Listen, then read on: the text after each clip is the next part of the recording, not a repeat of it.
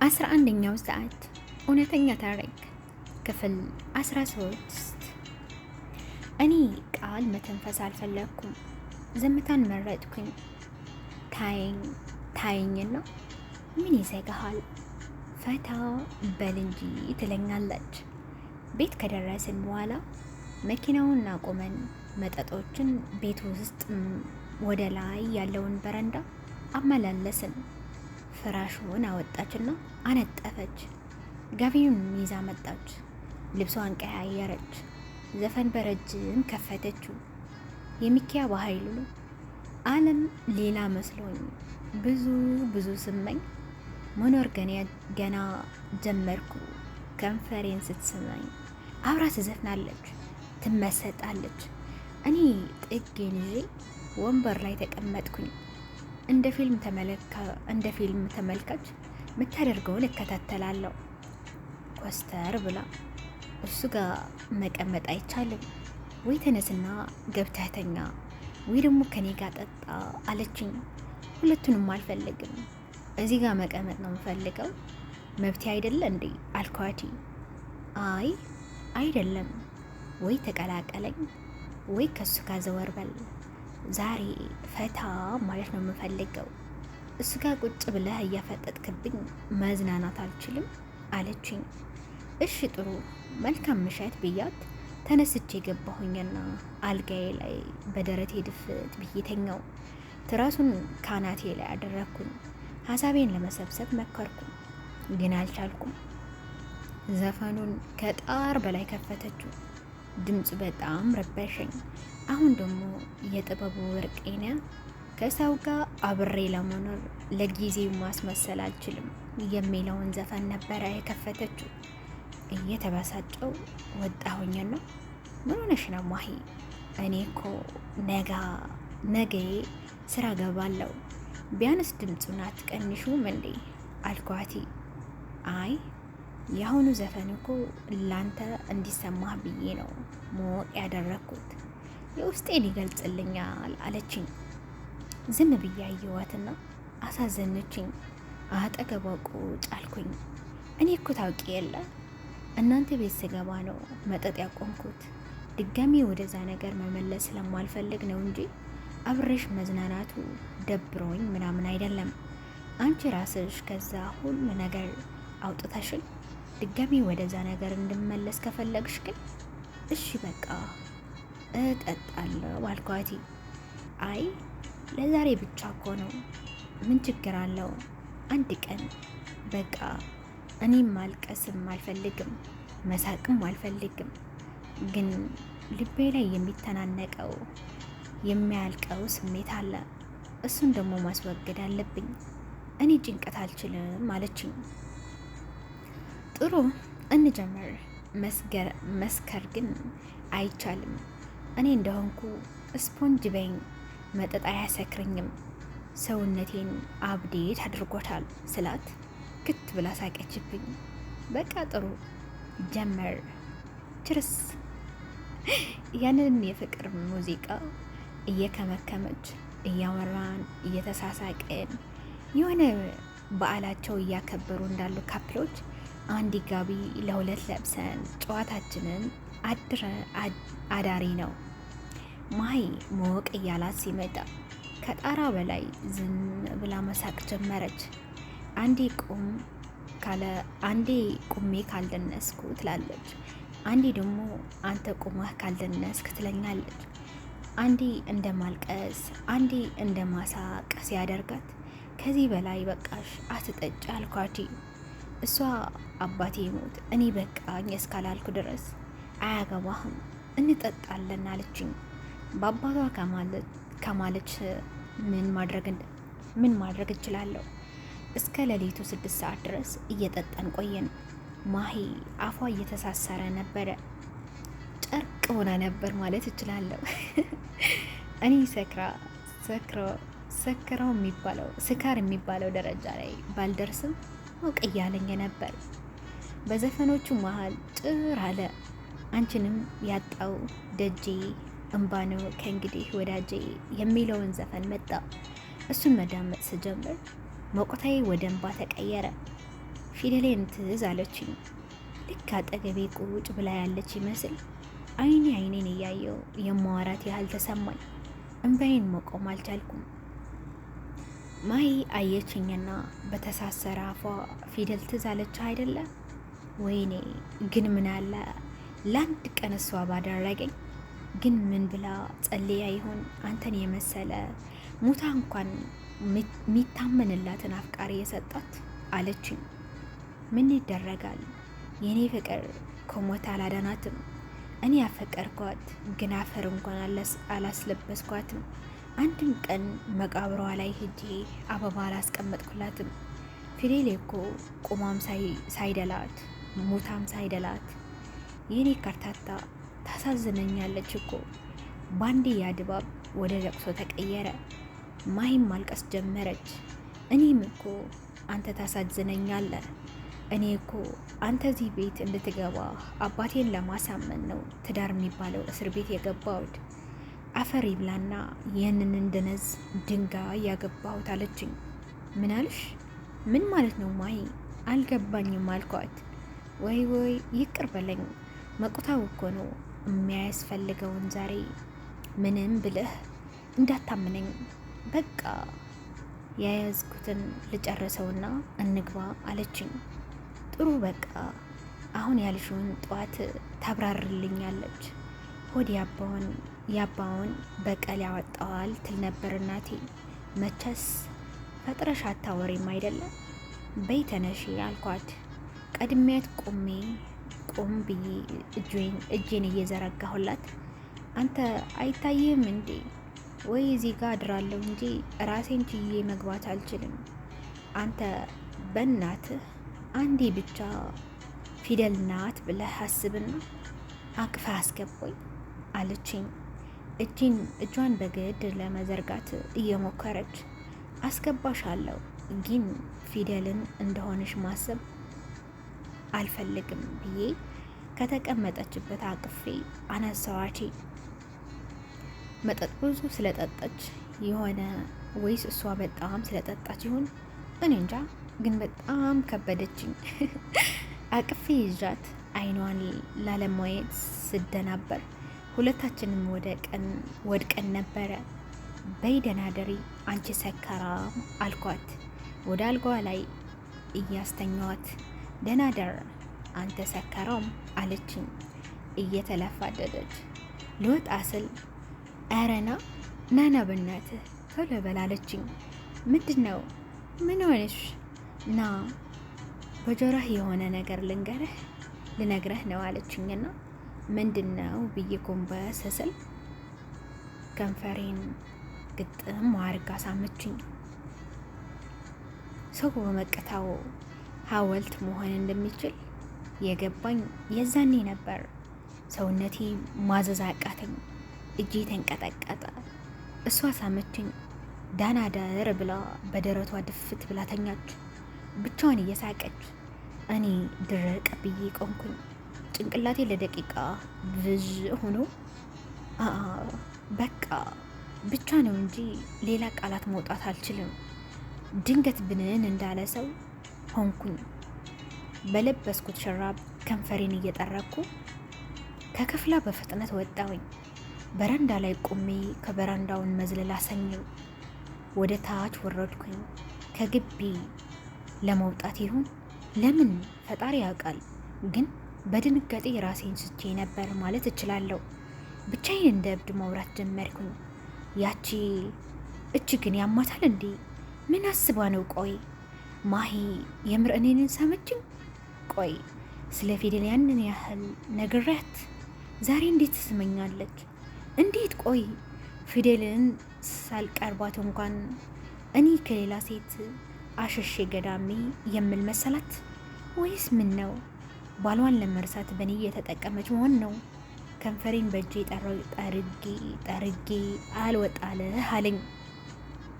ወደ መታጠቢያ ክፍል ላይ ሄድኩኝና ታጠብኩኝ። በእጄ እስኪ ቀላ ድረስ ፈተኩት፣ ግን ምንም አልተቀየረም። የማሂ ከንፈር አሁንም ከንፈሬ ላይ ቁጭ እንዳለ ነገር ይሰማኛል። ተቆርጣ ይጣል ነገር ሆነብኝ። ራሴን ቀና ብዬ በመስተዋት ውስጥ አየሁትና ምን አይነት ሰው ነህ ግን አልኩት። ለራሴ መልሼ ደግሞ ማሂ ግን ለምንድን ነው የሳመችኝ?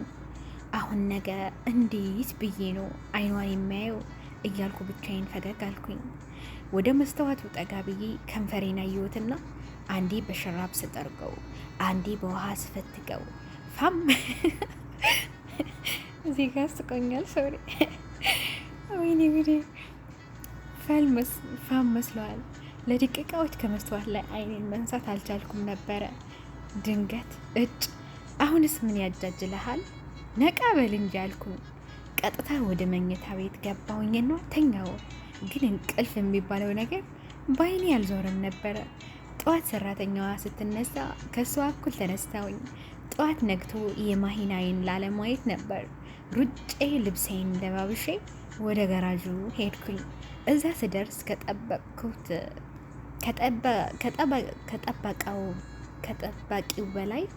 ከጠባቂው ውጪ ማንም የለም።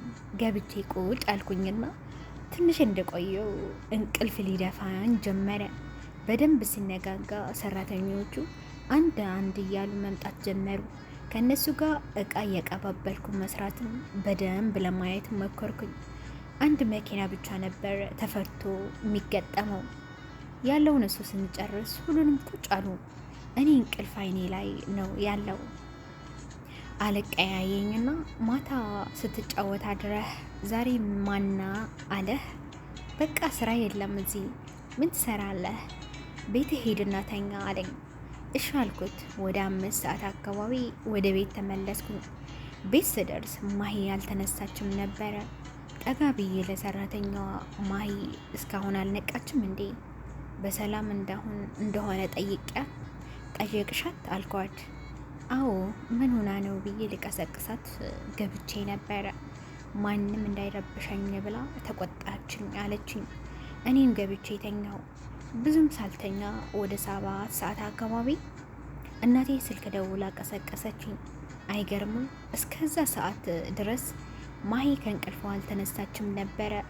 ግራ ገባኝ። በዛ ላይ እርቦኝ ምሳ ትቻት መብላትም አልፈለግኩም። ለመቀስቀስ አቅሙን አጣው። ምን ብዬ አይኗን አያታለሁ አልኩኝና ወዲያውኑ መልሼ በቃ ወንድ ልጅ ቆረጠ፣ እንደ ሕፃን መሆን የለብኝም ብዬ በሯን ከፍቼ ገባው። ማሂ አልጋ ላይ ቁጭ ብላለች።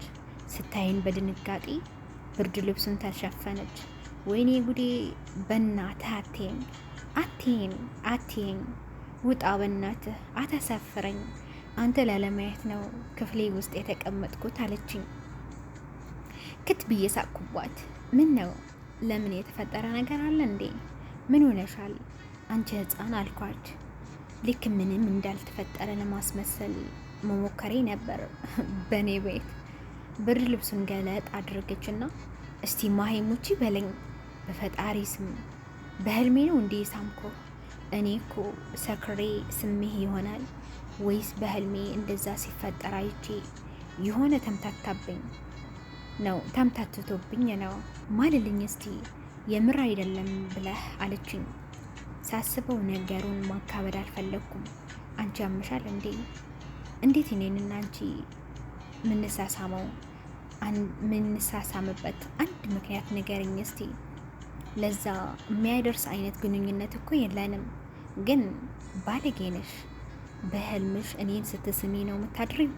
ያሳፍራል ብዬ ጎትቼ ከተቀመጠችበት አነሳዋት። ነይ ምግብ እንብላ፣ እኔ ባንቺ ምክንያት በረሃብ መሞት የለብኝም አልኳት። ነገሩን ለማስረሳት መሞከሬ ነበር። ወይ በእናትህ እኔ እኮ ሰክሬ የሳምኩህ መስሎኝ እንዴት ብዬ ነው አይኑን የማየው ብዬ እኮ ነው በረሃብ አንጀቴ እስኪጣጠፍ የተኛሁት ያስመሰልኩት። ማታ ግን ያልሆነ ነገር ተናገርኩ እንዴ አለችኝ። ማሂ ምንም አልተናገርሽኝም። አንዳንዴ መፍታታት ግዴታ ነው። ደግሞ እንደዚህ ቤት መሆኑን ወድጀዋለሁ። ቢያንስ ውጭ ስትላፋደጂ ሰው አያይሽም አልኳትና ምሳችንን ለማብላት ቀረብን። ሁለታችንም ርቦን ነበረ። አበላላችን ምስክር ነው። ማሂ በየመሃሉ ክት ብላ ትስቅና ቆይ ግን ከምር ቢሆን ምን ታደርግ ነበረ አለችኝ። ኮስተር ብዬ የማይሆን ነገር መገመት አልወድም። ስጀመር የምር እንደዛ እንደማይሆን ሁለታችንን እናውቃለን። እናቅ የለ እንዴ? እኔና አንቺ እኮ የሁለት ዓለም ሰዎች ነን አልኳት። እንዴት አለችኝ። ወይ ማሂ ምንድን ነው የምታደርቅኝ? እንደ ልጅ ያደርገሻል አይደለ? አርፈሽ ምግብሽን አትበይም እንዴ ብዬ ተቆጣዋት። ፊቷን ጨለም አደረገችና በቃ እሺ እኔ እኮ ለቀልድ ብዬ ነው ያስቆጣ። የጀመረችውን ምግብ አቋርጣ ተነሳች። ፈጠን ብዬ እጇን ያስኳትና ወዴት ነው አልኳት። በቃ ካንተ ጋር መብላት አልፈልግም፣ መኝታ ቤቴ ገብቼ ይበላለሁ አለች እንባ እየተናነቃት። ዋይ ማሂ በፈጠረሽ አሁን ይሄ ምኑ ያስኮርፋል? ምን ያስኮርፎሽ ነው? ቆይ ምን እንድልሽ ነው እንደዚህ አይነት ጥያቄ የጠየቅሽኝ? ማሂ እኔ እኮ አሁንም ድረስ ፊደልን አፈቅራታለሁ። ከሌላ ሴት ጋር በህልም ይሆን በውን ልሳሳም ሆነ ሌላ ነገር ማሰብ አልፈልግም። ደግሞ በቃ በእናትሽ ይሄ በሆነው ባልሆነው እንደ ልጅ ቶሎ የምታኮርፊው ነገር አቁሜ። ማሂ ይሄ ጸባይሽ ከሰው ጋር አይኖርሽም አልኳትና መልሼ ያስቀመጥኳት። እሺ እኔ እኮ በፊት እንዲህ አልነበርኩም፣ አንተ ላይ ግን ቶሎ ነው የምናደደው። በቃ ለምን እንደሆነ አላውቅም፣ ግን አስተካክላለሁ። እሺ ደግሞ ፊደልን አሁንም እንደምታፈቅራት ከኔ በላይ ምስክር የለም። ደስ ይላል አለችኝ አንገቷን እያቀረቀረች። ለራሴ እንዳንቺ ነገር አንዳንቺ ነገሩ ገርሞኝ። ማሂ ምን እየሆነች ነው? በጥያቄ አይኗን ለምን እንደሆነ አላቅም፣ ግን ሳያት ዝም ብላ ታሳዝነኛለች። በሷ እንዳልጨክን የሚያደርገኝ ልቤን የሚያርበደብደው ነገር አለ። ምሳችንን ከበላን በኋላ ዛሬም ስራ አትገባም አይደለ? እኔም ስለማልገባ ምሽታችንን እንዴት ብናሳልፈው ይሻላል ትለኛለች። እኔ እንጃ፣ እኔ ምንም ሀሳብ የለኝም። ድጋሚ ብተኛ ሁላ ደስ ይለኛል አለች እያዛጋች። አይ እንግዲህ አትጃጃሊ፣ ሌሊቱን ተኝተን የለ እንዴ ፊልም ወይም ምን እናደርጋለን አልኳት። በቃ አንተ ሀሳብ ከሌለህ እኔም የለኝም ብላ ተነስታ ወደ መኝታዋ ሄደች። እኔ ዝም ብዬ ቁጭ አልኩኝና 10 ደቂቃ ሳይሞላት ፋ ብላ ለባብሳ መጣችና ተነስ በቃ ልብስህ ቀይረህ ነው አለችኝ። ወዴት ነው አልኳት ግራ እየተጋባው። በቃ እኔ ይዤ የሚሄድበትን አውቃለሁ፣ ለባብሰህና ብቻ ፋ በል። እንዲያውም ወደ ቤተሰቦች ጋር ልትሄድ ስትል የገዛሁልህ ነጭ ሹራብ እሱንም ጥቁሩም እኔ የምወደው ሱሪ ለብስና እኔ መኪና ውስጥ እጠብቅሃለሁ ብላኝ መንቀር እያለች ወደ ታች ወረደች። እንዳለችኝ ለባብሼ መጣሁኝ። መኪና ውስጥ ገባው። እኔ መጠየቄን አላቆምኩም። ወዴት ነን ማሂ ንገሪኝ አልኳት። ባከህ እኔ የት እንደምንሄድ አላቅም። እኔ አባባ ነገ ስለሚመጡ ዛሬ ፈታ እንበል ብዬ ነው። ከምንቀጥለው ሰኞ ጀምሮ አዲሱን መጽሐፌን መዘጋጀት ስለምጀምር ጊዜ አይኖረኝም። ስለዚህ ለምን ዛሬ ከከተማ አንወጣም አለችኝ። ማሂ እኔ ገና ውስጥሽ ተደብቀው ያለች ሌላ ሴት ያለች ይመስለኛል። ሰዓቱን አይታይሽም? 9 ሰዓት ሆኗል እኮ። በዚህ ሰዓት ነው ከከተማ የምንወጣው አልኳት። እሺ ካልፈለክ ይቅር፣ የሆነ ቤት ይዤ ልሄድ በቃ አለችኝ። እሺ አልኳት። የሆነ ቤት ቢርጎ ስንደርስ መኪናውን ፓርኪንግ አደረገችውና ወርደን ወደ ቤቱ ገባን። በጣም ቆንጆ ስታንዳርዱን የጠበቀ ቤት ነው። እንዳለ ሀብታሞች እንደሆኑ ሁኔታቸው ያስታውቃል። እኛም ወደ አንድ ጠረጴዛ ሄደን ቁጭ አለን። ለካ ማሂ የወሰደችን የካፕሎች ቦታ ላይ ነው። ከጎኔ ያሉት ተቃቅፈው ይሳሳማሉ። ወደ ግራ ዞር ስል ደግሞ ሰው እንዳለ ሁሉ የረሱትን ይመስላል፣ ይታሻሻሉ። ብዙም ሳንቆይ የማሂ ባል አንዷን ልጅ ይዞ እኛ ወዳለንበት ገባ። ልጅቱ አስቀመጣትና ተነስቶ ወደኛ ጋር መጣ፣ ቆመ። ሁለታችንም ዝም አልነው። እዛ ቤት ውስጥ ምስኪን መስሎ የገባውን ወጤጤሽ አይተሽ እንደሆነ እንደዛ የጠገብሽ እኮ ገብቶኛል። ድሮም እኔ አልመጥንሽም ነበር፣ መጽሐፍ ልጻፍ ምናምን እያለሽ በየጎዳናው ስትዞሪ እጣ ፈንታሽ ከነሱ እንደማይዘን ታውቆኝ ነበረ። ክት ብላ ሳቀን ነው። ይገርመሃል፣ አንተ እዚህ ቤት ከገባህ ቀን ጀምሮ ልጅቷ ከራሷ ጋር አልነበረችም። ቢሆንም ባልሆነውም ያንተን ስም ለማጥራት ነው ጥራት የምታደርገው። አባቴን ለማየት ብላ ትመጣለች እንጂ ዋናው ታርጌቷ አንተ ማየት ነው። አሁን እንደ ልባችሁ ለመዝለል ተመቸችው አይደለ አለን። መልሳችንን ሳይጠብቅ ተመልሶ ሄደ። የልጅቷን ከንፈር ሳማት፣ ከአጠገባችን ቁጭ አለ። አየችው፣ ክት ብላ ሳቀችና እውነት ግን ምን ቢያወራ ነው እሱን ያገባሁት? ሳስበው ግን ልክ ነበርክ። ሕፃን ነሽ የምትለኝ ነገር ምንም አልተሳሰትክም። በሱ ቤት እኮ አሁንም ጀብድ የሰራ መስሎት ነው ሴት ስለቀያየረ። ለነገሩ እኔም እኮ ላስቀናው ነበር ይዤ የመጣሁት፣ ግን እሱ ቀደመኝ። ይሄ ቀፋፊ በድጋሚ ክት ብላ ሳቀች። ማሂ ግን ምን አስባ ነው ስለ እኔ እያወራ ያለው? እውነት ስለመናገር ማታም ሰክረሽ ለእኔ ስቲ እሱን እንዳገባሹ እየነገርሽኝ ነበር። ነገሮች እየተወሳሰቡብኝ ምን እየተፈጠረው ነው አልኳት። ወይ አንተ ደግሞ ችግር አለብህ። ቆይ አሁን ሰው ፊት እንደዚህ አይነት ጥያቄ መጠየቅ ነበረብህ? አታይም እንዴ እሱ እንዴት እንደሚያሽሞነሞናት? አንተስ አታቅፈኝም እንዴ አለችኝ። አይ እንግዲህ ማሂ፣ እኔ እንደዚህ መጃጃል አልወድም። እሱን ለማስቀናት የውሸት መታሻሸቱን መተቃቃፉን አለብን እንዴ? ማሂ፣ እኔ እኮ ማስመሰል አልችልም፣ ይቅርታ አድርጊልኝ አልኳት። ማስመሰል ካልወደድከው የእውነት እቀፈኝ።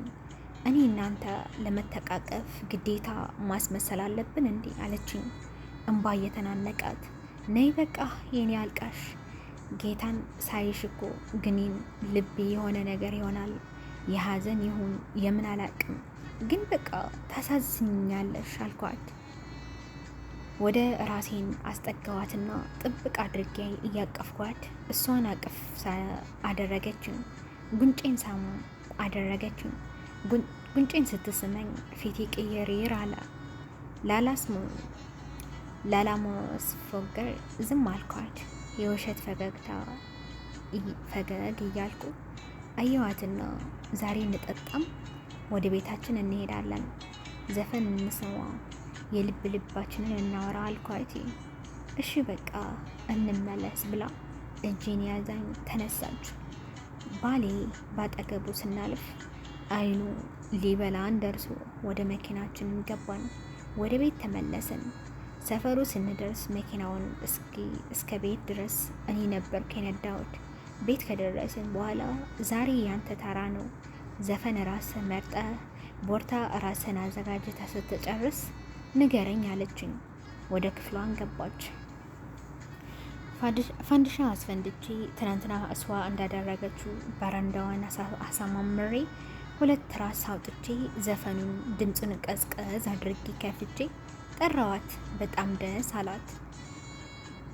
ለመደሰትም ለመከፋትም ትንሽ ነው እኮ የሚበቃሽ የኔ አኩራፊ አልኳት። የሸወንዳይ ኃይሌ ሙዚቃዎች በጣም ወዳቸዋለሁ። እርጋታ፣ ሁሉ ነገሩ ደስ ይለኛል። መውደድ ነው የምነበብብሽ፣ ፍቅር ነው የማይብሽ፣ ለማንም ሳልወጠኝ ራስሽን ምሰጪኝ እያለ ያረቀነቅናል። ልስልስ ያለ ሙዚቃዎች ስሰማ ሆድ የሚብሰኝ ነገር አለ። ምሸታችንን የልባችንን ስናወራ መሸን። ስለ መጽሐፍ፣ ስለ ልጆቹ ታሪክ፣ ስለ እህቴ ሰርግ ሁሉንም ስናወራ መሸን። በንጋታ ሁለታችንም ስራ ለመግባት ተስማምተን ወደ መኝታችንን አመራን። በንጋታው ማሂ ቀድማ ተነስታ ቁርስ ሰራርታ ቀሰቀሰችኝ። አብረን ቁርሳችንን በልተን እኔ ወደ ጋራጅ አድረሳኝ፣ እሷ ወደ ሱቋ ሄደች። ጋራዡ የተወሰነ እቃዎች ከመጣሁላቸው በኋላ ማሂ ደውላ ብዙ ዲሊቨሪ ማድረስ እቃ እንደነበረ ስትነግረኝ ወደ ሱቋ ሄድኩኝ። 7 የሚደርሱ እቃ ነበሩኝ። ሁሉንም አደራርሼ አንዳንዳችሁ ስለ አገልግሎት የሰጡኝ ቲፕ ተቀብዬ በዛ ያለ ብር ሰርቼ አባቴና አቶ ሳሙኤል ከሐዋሳ ተመልሰው ስለነበረ ወደ ቤት ሄድኩኝ። እዛ ስደርስ ማሂ ቀድማኝ ደርሳ ነበር። አቶ ሳሙኤል አባቴ ፍቅራቸው ተጣጥፎ አይገልጸውም። አባቴ የተከበረና ትልቅ ቦታ ላይ የሚለውን ሰው ስለነበረ ያለውም ሰው ስለነበረ ትላልቅ ሰዎች እንዴት አድርጎ ማየዝና ማክበር እንዳለበት ያውቃል። ማታ ላይ ስለ ሐዋሳ ቆይታቸው ስለ ሌላ ነገርም በሙሉ ከጨዋታ በኋላ አቶ ሳሙኤል እንዲህ አሉኝ፣ ልጄ አንተ ስለ እህትህ ሰርግ ድግስ ገንዘብ ከየት እናመጣለን ብለህ እንዳትጨነቅ። እኔና ቤተሰቦች ተነጋግረን አንድ ውሳኔ ላይ ደርሰናል። ለጊዜው የሰርጉን ሙሉ ወጪ የሚሸፍነው ብር እኔ አበድራችሁና ልክ ቤታችሁ እንደተሸጠ ደግሞ ገንዘቡን ትመልሱልኛላችሁ አልሁ። ከሚባለው በላይ ደስ አለኝ። ምን ያህል ጨንቆኝ እንደነበረ ፈጣሪ ነው የልቤን የሚያውቀው። አቶ ሳሙኤል ፈጣሪ በሰማይ ብድሩን ይክፈሉት፣ እናመሰግናለን ብዬ ጉልበታቸውን ሳምኳቸው። አይገባም ልጄ ብለው ሳም አደረጉኝ። ማሂ ሶፋ ላይ ጥቅልል ብላ ቁጭ እንዳለች ፈገግ እያለች ሁለታችንን ታየናለች። 11ኛው ሰዓት ክፍል 12 እውነተኛ ታሪክ ይህንን ይመስል ነበረ። እንደወደዳችሁ ተስፋ አደርጋለሁ። በሚመጣው ሳምንት ክፍል 14 ይዤላችሁ እመጣለሁ። እስከዛ ድረስ ቸር ሰንብቱ። እንደተለመደው ግን ለቻናሉ አዲስ ከሆናችሁ ሰብስክራይብ በማድረግ ቤተሰብ እንድትሆኑ በትህትና ለመጠየቅ እወዳለሁ። ይህንን ታሪክ እንደምትወዱት ተስፋ ነው የማደርገው። በጣም በተለይ ከጅምሩ ጀምራችሁ እየተከታተላችሁት እንደሆነ ተስፋ አደርጋለሁ። ግን የማሂና የልጁ ነገር የማሂ ነገር ምን የሚሆን ይመስላችኋል? ማሂና ይህንን ልጅ አብሮ የሚሆኑ ይመስላችኋል ወይ? ሁኔታቸው በምን መልክ የሚቀጥል ይመስላችኋል? የእናንተ ግምት ደግሞ ያው ኮመንት ማስጫወታ ላይ የእናንተ ግምት እጠብቃለሁ። እንደተለመደው ግን ሼር፣ ላይክ፣ ሰብስክራይብ ማድረግ አትርሱ። ሰላም ለሰው ዘር፣ ሰላም ለሀገራችን። ብያለንበት ሰላማችን ይብዛ። ባይ ባይ። ላቭ ዩ ጋይስ።